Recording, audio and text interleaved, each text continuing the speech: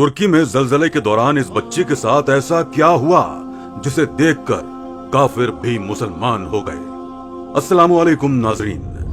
दोस्तों, आज हम आपको तुर्की में आने वाले जलजले के दौरान होने वाले मौजिजे के बारे में बताएंगे, जहां हर इमारत जमीन बोस हो गई, हर सू तहलका मच गया। इसी दौरान एक मासूम बच्ची के साथ होने वाला मौजिजा देखकर अल्लाह अकबर की सदाएं बुलंद हो गईं। वीडियो को मजीद आगे बढ़ाने से पहले अगर आप चैनल पर नए हैं तो चैनल को सब्सक्राइब कर लीजिए और बेल आइकॉन पर क्लिक कीजिए ताकि नई आने वाली वीडियोस आप तक बआसानी पहुंच सकें। नाजरीन, इन दिनों आने वाले जलजले ने पूरी दुनिया को हिला कर रख दिया है। हजारों लोग मलबे तले दफन हो चुके हैं, जिन्हें निकालने में अभी तक रेस्क्यू ऑपरेशंस जारी हैं। दोस्तों, जलजला क्यों आता है? जमीन के अंदर तहों में चट्टानों के दरमियान अरसे से जारी हरकत के बाइस पैदा होने वाली तवानाई के अखराज से सतह जमीन पर पैदा होने वाली हलचल का नाम जलजला है। जलजले कुदरती आफात में सबसे हौलनाक और तबाहकुन तस्वुर किए जाते हैं। ये अचानक आते हैं और पलक झपकते ही बेशुमार इंसानों और बस्तियों को तबाह बर्बाद कर देते हैं। जलजले को कुदरती आफत का नाम दिया गया है, जो अल्लाह ताला की तरफ से अज़ाबे इलाही मुख्तलिफ कौमों पर मुख्तलिफ शक्लों में जाहिर होता है, जिसमें जलजले, तूफान, सैलाब, कहत और खुश्क साली के अलावा दीगर जमीनी और आसमानी आफात और बल्लियात शामिल हैं। अल्लाह रब्बुल इज्जत ने कुरान करीम की सूरह ज़िलज़ाल की पहली चंद आयात में कुर्बे क़यामत की बड़ी निशानियों में से एक हौलनाक जलजले का जिक्र करते हुए इरशाद फरमाया। सूरह ज़िलज़ाल, सूरत नंबर 99, आयत नंबर 1 ता 3। जब जमीन अपने सख्त भौचाल से बड़ी शिद्दत के साथ थर थराई जाएगी और जमीन अपने सब बोझ निकाल बाहर फेंकेगी और इंसान हैरानो शशदर होकर कहेगा, इसे क्या हो गया है? सूरह शूरा में इरशाद खुदाबंदी है। सूरह शूरा, सूरत नंबर 42, आयत नंबर 30। और जो मुसीबत भी तुमको पहुंचती है तो उस बदामाली के सबब से ही पहुंचती है जो तुम्हारे हाथों ने कमाई होती है। हालांकि बहुत सी कोताहियों से तो वो दरगुजर भी फरमा देता है। कुदरती आफात जैसा कि जलजले हमारी अपनी ही कोताहियों के नतीजे में रूनुमा होते हैं।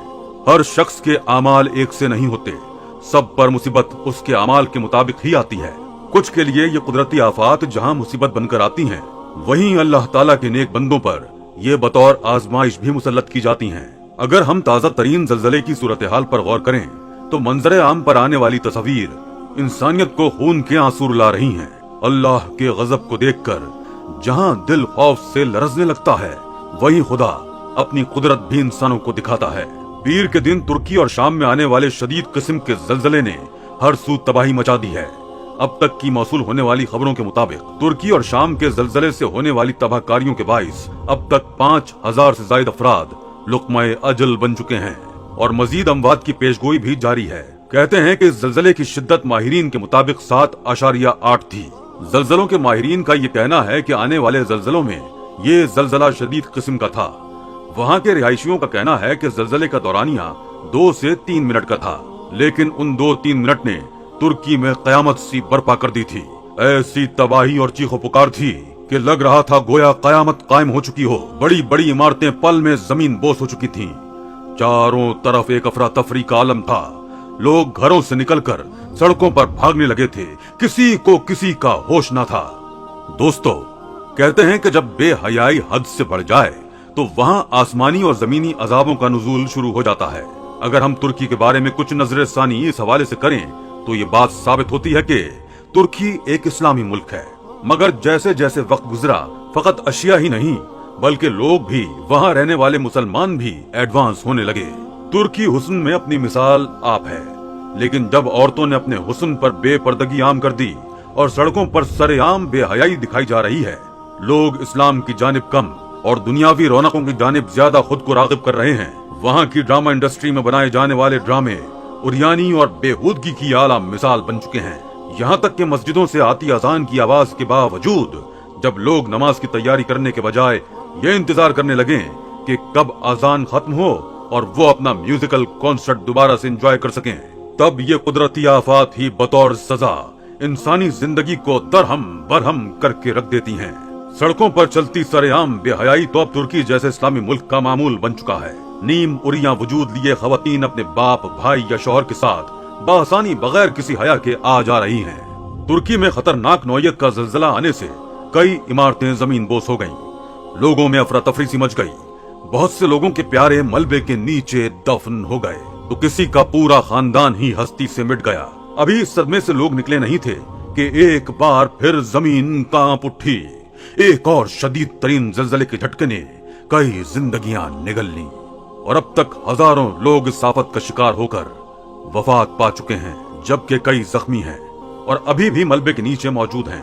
हर सू चीखो पुकार और अपने प्यारों का नाम पुकार कर सिसकियां लेती आवाजें इंसान का दिल झंझोड़ रही हैं। कई दिन से रेस्क्यू ऑपरेशन जारी था। वजनी पत्थर और टूटी इमारत को हटाकर जख्मी लोगों को निकाला जा रहा था। इसी दौरान कुछ एहलकारों को एक खातून के चीखने की आवाजें सुनाई दी। वो बड़े पत्थरों और मलबे के ढेर को हटाकर ये निशानदही करने लगे कि आखिर ये आवाज आ किस सिमत से रही है।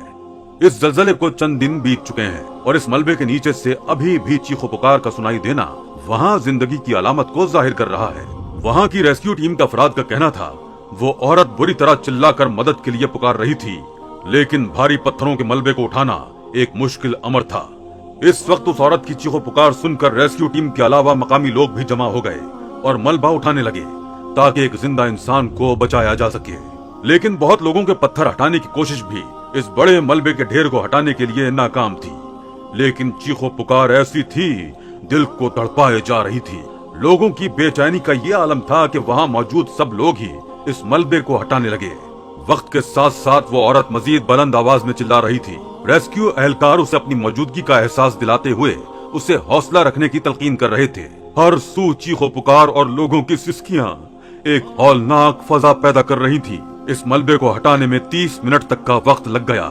इस दौरान इस औरत की चीखने और रोने की आवाजें बिल्कुल ही आना बंद हो चुकी थीं। लोगों को ये लगा कि शायद वो औरत ऑक्सीजन न मिलने की वजह से मजीद सांस नहीं ले पा रही, इसलिए इसकी चीखें अब दम तोड़ गई थी। एक एहलकार ने एक बड़े पत्थर को जरा सा सिरकाया ही था कि उसे किसी नन्हे वजूद की मौजूदगी का एहसास हुआ। अगर वो पत्थर को जरा सा भी मजीद सिरकाते तो बच्चे को चोट पहुंच सकती थी। पत्थरों के बीचों बीच एक नौमौलूद बच्चे ने जन्म लिया था। ये मंजर किसी मौजज़े से कम न था। जहां इतनी तबाहकारियां हुई और लोग इस आफत का शिकार हो गए, वहीं ये नन्हा बच्चा पत्थरों के बीच यूं लेटा था गोया माँ की गोद में पुरसुकून सो रहा हो। उसकी कैफियत देखकर यह अंदाजा लगाया जा सकता था कि उसे पैदा हुए ज्यादा वक्त नहीं गुजरा। और वहाँ एक औरत भी मौजूद थी जिसकी हालत देखकर लग रहा था कि वो बच नहीं पाएगी। वहाँ मौजूद लोगों ने इस औरत पर एक चादर फेंककर उसे ढांप दिया और इस बच्चे को भी गोद में भर लिया। इस बच्चे की विलादत अभी अभी हुई थी। वो औरत मर चुकी थी, लेकिन वो बच्चा बिल्कुल सही सलामत था। रेस्क्यू एहलकार और वहाँ मौजूद लोग ये मंजर देखकर रो पड़े। हाथों में आते ही वो बच्चा रोने लगा। इस मंजर ने कई आंखें अश्कबार कर दी। इस बच्चे का जिंदा रहना किसी मौजज़े से कम नहीं था। जहाँ इस ज़लज़ले से हजारों लोग अपनी जानें गंवा बैठे, वहाँ मलबे के नीचे दबी औरत जो पीर के दिन से भूखी प्यासी वहाँ मदफून हो चुकी थी। 3 दिन अल्लाह ने उस औरत को बस इसीलिए जिंदा रखा कि उसके वजूद में पलती जिंदगी को जिंदा रखना मकसूद था और उसे वक्त मुकर्ररा पर इस मलबे से निकाल कर अपनी कुदरत अजीमी से अपने बंदों को ये समझाना था कि बेशक वो हर चीज पर कादिर है और मुतलक जात है, जिसे चाहे जहां चाहे जिंदगी दे सकता है।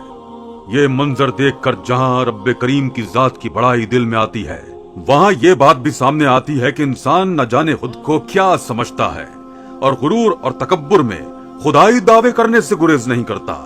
वो ज़लज़ले के एक झटके की तबाही को भी बर्दाश्त नहीं कर सकता।